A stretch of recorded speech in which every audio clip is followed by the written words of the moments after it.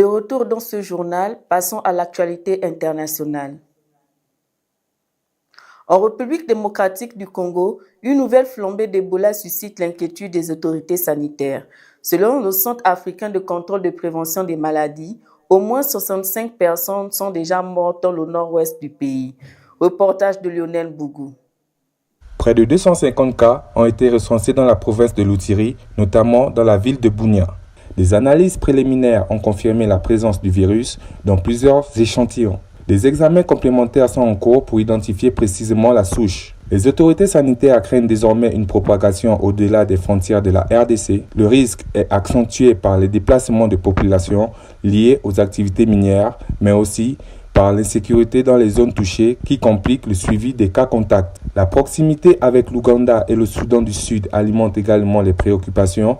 Face à cette situation, une réunion d'urgence a été organisée entre les autorités sanitaires régionales, l'Organisation mondiale de la santé et plusieurs laboratoires pharmaceutiques, dont Merck, Johnson & Johnson et Moderna, afin de coordonner la réponse sanitaire.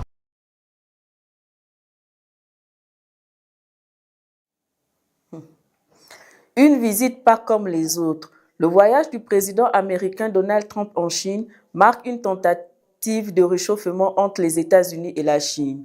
Avec la guerre au Moyen-Orient, la rivalité commerciale de Taïwan, les échanges entre Xi Jinping étaient très attendus.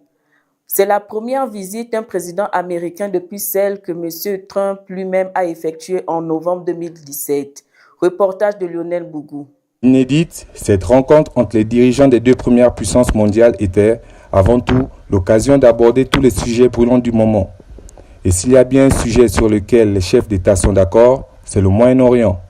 La Chine a appelé à un cessez-le-feu complet en Iran et à une réouverture rapide du détroit d'Ormuz, crucial pour le commerce mondial du pétrole. Selon le président Trump, son homologue Xi Jinping lui aurait assuré que la Chine n'enverrait pas d'équipement militaire à l'Iran. Le président américain a également affirmé que son homologue chinois était prêt à aider à débloquer la situation dans le détroit d'Ormuz. Pour Pékin, cette réouverture revêt une très grande importance.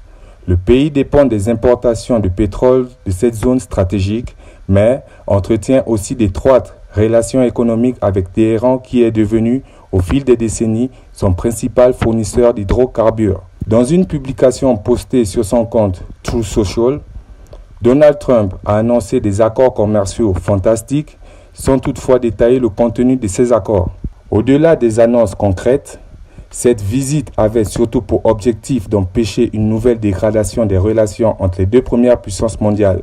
Xi Jinping l'a qualifiée de visite historique, tandis que Donald Trump a tenté de mettre en avant les avancées économiques et diplomatiques susceptibles de renforcer sa position sur la scène internationale.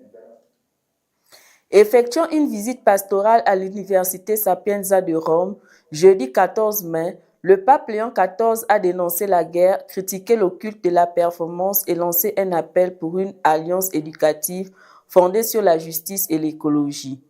Dans un discours dense livré devant les étudiants, enseignants et autorités académiques, le souverain pontife a aussi exhorté les jeunes à transformer leur inquiétude en espérance.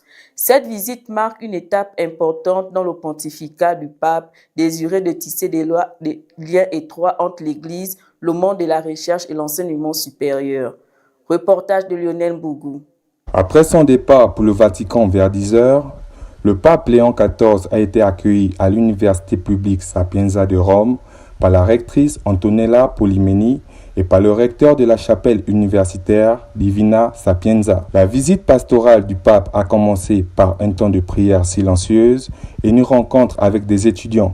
Le Saint-Père s'est ensuite rendu sur la place centrale de l'université pour saluer les 4000 étudiants présents avant d'avoir un entretien privé avec le recteur au palais du rectorat et de signer le livre d'or. Une plaque commémorative de la visite a été dévoilée avant que le souverain pontife ne rencontre les membres du Sénat académique et le personnel universitaire. Le programme s'est poursuivi par la visite de l'exposition Sapienza et la papauté, puis par une grande rencontre dans l'Aula Magna avec les enseignants et les étudiants, au cours de laquelle le pape a prononcé un discours dense après le mot de bienvenue de la rectrice. Devant une communauté universitaire attentive, Le successeur de Pierre a choisi de s'adresser d'abord aux étudiants qu'il considère comme les acteurs d'un avenir encore à écrire.